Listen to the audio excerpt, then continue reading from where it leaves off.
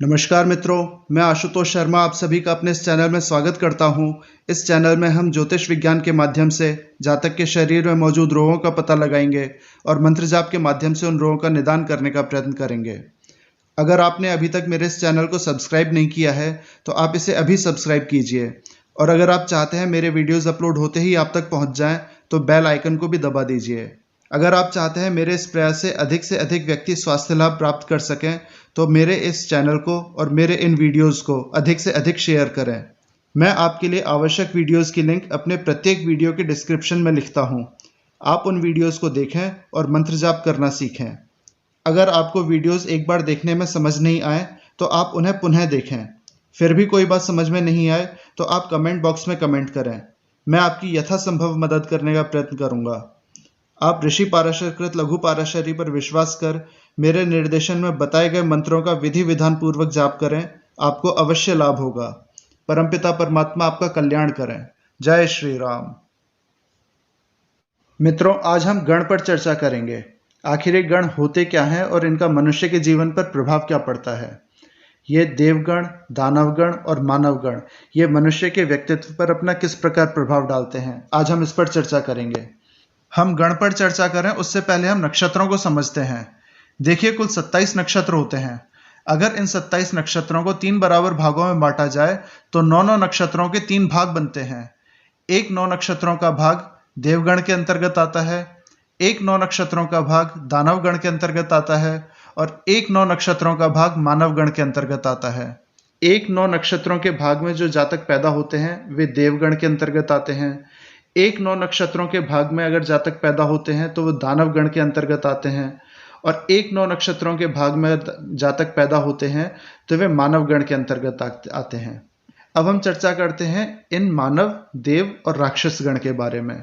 देखिए, मानव गण जिनका होता है वे किस प्रकार के होते हैं। मानव का स्वभाव क्या है? कर्म करने वाला, कर्मठ, कर्मशील। तो मानव गण जिनका होता है वे व्यक्ति कर्मशील होते हैं, कर्म करने वाले होते हैं, कर्मठ होते हैं।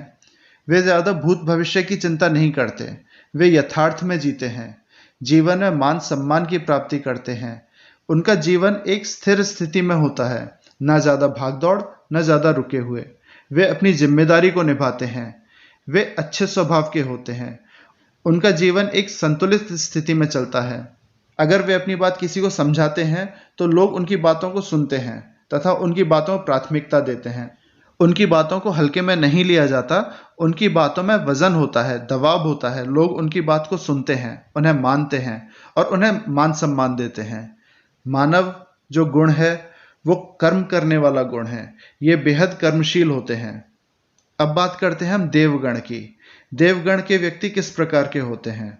देवगण के व्यक्ति बुद्धिमान होते हैं, ये थोड़े में संतुष्ट होने वाले होते हैं, इनका कोमल हृदय होता है, इनके विचार बहुत उत्तम होते हैं, ये सबकी मदद करने वाले होते हैं, इनकी सोच बहुत अच्छी होती है, इनका स्वभाव अच्छा होता है। कुल मिला के इस तरह के जातकों में देवत्व का गुण पाया जाता है। अगर कहा जाए कि ये व्यक्ति देवता किस्म का आदमी है तो वो देवत्व का गुण उस जातक के अंदर होता है। सबकी मदद करना, दान पुण्य करना, हर तरह के धार्मिक कर्मों से जुड़े रहना, इस तरह के व्यक्ति देवगण वाले व्यक्ति होते हैं। अब बात करते हैं हम राक्षस गण की। ऐसा नहीं है अगर किसी व्यक्ति के राक्षस गण है तो उसके मन में डर आ जाए कि वो राक्षस गण का है या उसके लिए अच्छा नहीं है, ऐसा नहीं है। देखिए, राक्षस गण के जो व्यक्ति होते हैं उनकी बहुत अच्छी बात ये होती है कि वे दृढ़ निश्चय वाले होते हैं, उनकी बड़ी सोच होती है, उनकी इच्छा शक्ति बेहद प्रबल होती है, उनके अंदर बड़े से बड़े कार्य को करने का जुनून होता है। वे ऐसे ऐसे कार्य अपने जीवन में कर जाते हैं जिन्हें सुनकर आम आदमी अपने दांतों तले उंगलियां दबा जाए। वे जबरदस्त ऊर्जा शक्ति के स्वामी होते हैं। बस थोड़ा सा ये है कि उनके अंदर नेगेटिविटी होती है, वो थोड़ा गलत काम की तरफ उनका रुझान होता है, लेकिन उनके अंदर नेगेटिव एनर्जी को पहचानने की शक्ति होती है। वो अपने जीवन में आने वाली बुरी घटनाओं का आभास पहले ही कर लेते हैं। वे थोड़े लड़ने झगड़ने वाले होते हैं, स्वभाव उनका थोड़ा उग्र होता है, वे डरते नहीं हैं, वे किसी के दबाव में काम नहीं करते, वे थोड़ा कड़वा बोलते हैं, उन्हें गुस्सा ज्यादा आता है। देखिए, मनुष्य को क्या चाहिए? सबसे पहला दृढ़ निश्चय चाहिए, बड़ी सोच चाहिए, बड़ा काम करने का जुनून चाहिए, प्रबल इच्छा शक्ति होनी चाहिए, एक डिजायर होनी चाहिए। ये जो चीज हैं ये राक्षस गण के व्यक्तियों के अंदर पाई जाती हैं। बस थोड़ा सा नेगेटिव पॉइंट यही है कि ये थोड़ा कड़वा बोलते हैं और इन्हें गुस्सा जल्दी आ जाता है। तीसरा, ये लड़ाई झगड़ा करने को तैयार रहते हैं। मैं ऐसे व्यक्तियों को सजेस्ट करूंगा कि ये ध्यान योग से जुड़ें, ये ध्यान योग करें और अपने स्वभाव को थोड़ा सा कंट्रोल करें। इनके लिए बहुत अच्छा रहेगा। अगर आपके राक्षस गण हैं तो आपके अंदर अपने मन में हीन भावना लाने की जरूरत नहीं है कि मेरे राक्षस गण हैं। आप हीन भावना से ऊपर उठिए और जो आपके गण हैं उन्हें आप पहचानिए। अगर आपके देवगण हैं तो आप बेहद अच्छे हैं, बेहद बुद्धिमान हैं, आप थोड़े से संतुष्ट होने वाले हैं, सब कुछ आपके पास अच्छा है, बहुत अच्छी सोच आपके पास है। मानव गण अगर आपके हैं तो आप बेहद कर्मशील हैं, कर्म करने वाले हैं।